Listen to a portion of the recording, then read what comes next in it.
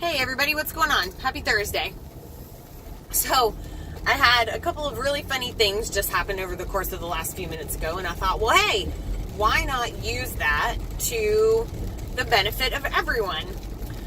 So I was on the phone with a client, going over his current food logs and things of that nature to get him started, and he laughed and he said, well, I wish you had seen how I used to eat before I started tracking my food, because you would have been really, really upset or something. And I said, what do you mean? And he said, well, I used to eat, so you probably see some sugar on my food log, but it's about 1/25th of what I used to eat. So apparently what ended up happening was he knew he was going to start tracking his food for me to look at, and so he changed the way that he had been eating.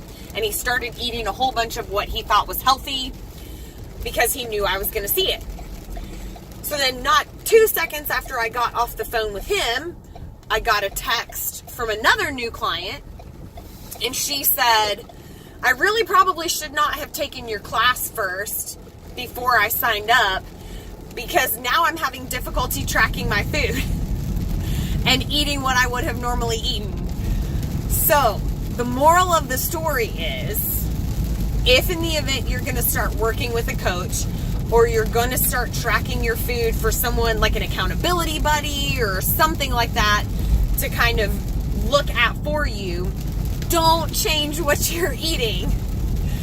We need to see the types of foods that you were eating prior to starting to work with us, and we need to see the quantities of foods that you were eating before you started working with us, because looking at what you're eating, if you change it, is going to be significantly different to where the recommendations that we may be trying to give you aren't going to be as accurate as they would be. So, don't change the foods that you're eating. Go ahead and keep eating what you've always eaten. The only difference is that you're going to just write it down or put it in some kind of a food tracker so that your coach or your accountability buddy or somebody can see it, okay? That way we can make accurate recommendations and accurate coaching education for you that's going to be the most beneficial to what you were actually doing prior to, okay?